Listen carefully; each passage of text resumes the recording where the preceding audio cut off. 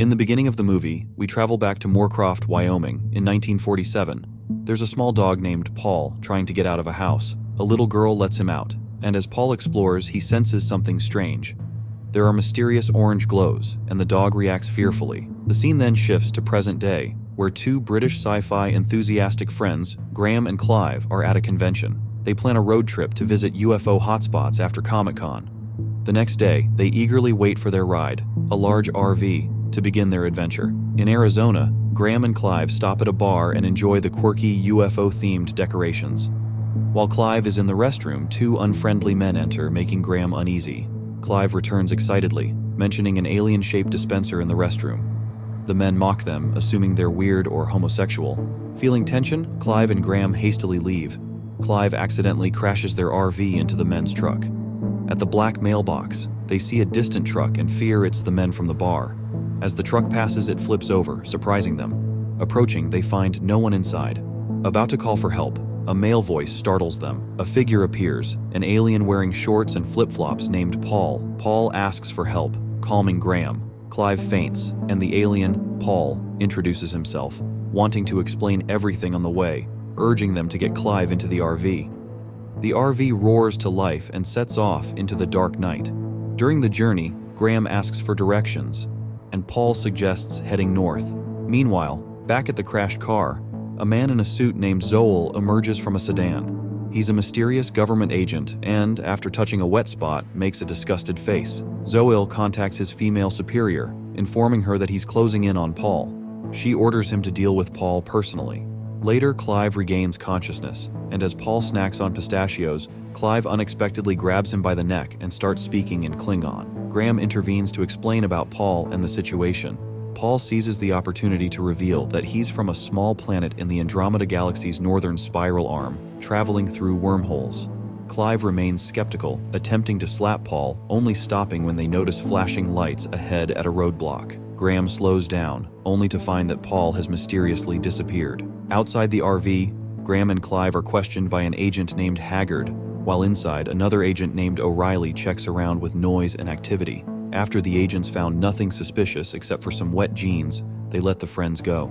As the friends boarded their RV and sped away, Paul suddenly appeared behind them. The agents were distracted by screeching tires and witnessed the RV swerving across the road before continuing on its way. The next morning, Zoel met with the agents to discuss the mission. Angry, Zoel ordered them to keep following the RV and the two British tourists. Meanwhile, the friends stopped at a gas station to grab some food. Clive and Graham tried to act casual when they noticed a police officer arriving at the station. The RV sped off into the desert and suddenly something hit the windshield.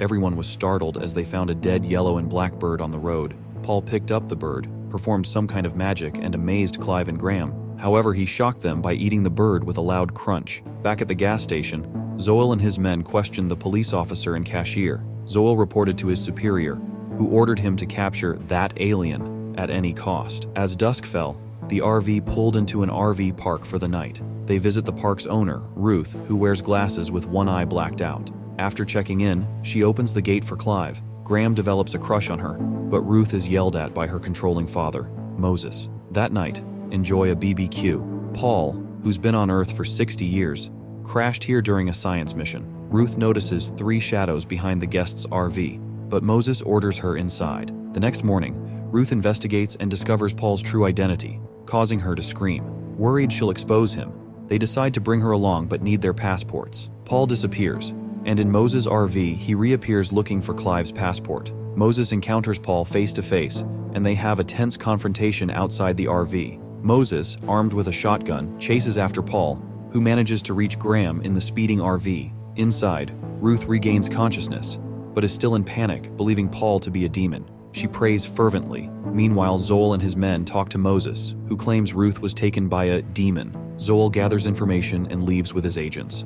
Moses, determined to rescue Ruth, decides to take matters into his own hands and sets out with the shotgun. Back with the friends, Paul decides to heal Ruth's eye, earning her trust. That night, the group stops at a busy bar, and Ruth tries to call her father from a payphone. However, Agent Zoel answers, warning them to surrender to the police. Unaware it's a satellite phone, Ruth panics and hangs up, realizing her mistake. The group hurries back to the bar, and the RV starts again. Later, around a campfire, Paul reminisces about a crash 60 years ago, where he accidentally killed Tara's dog. Paul was the first English word he learned. Despite feeling guilty, Paul never had a chance to apologize. The government chases Paul because they want his brain and multipotent stem cells for secret projects. The next day, Graham and Clive walk down a bustling main street with Paul, who's wearing a cowboy suit. Paul wants to buy fireworks for his plan to leave Earth. Meanwhile, Zoel and his men are tracking them, and Moses is trying to save his daughter. Later, Paul apologizes to Tara for the death of her dog, and she's relieved to see him alive after being mocked for her beliefs. As they gather at Tara's farmhouse, Haggard and O'Reilly approach from one side, and Zoel from the other. The crew escapes with Paul, and O'Reilly's shot ignites gas, destroying the house. Agents follow the RV, and Haggard drives off a cliff. Zoel vows to capture Paul within an hour, but his boss orders a military reaction.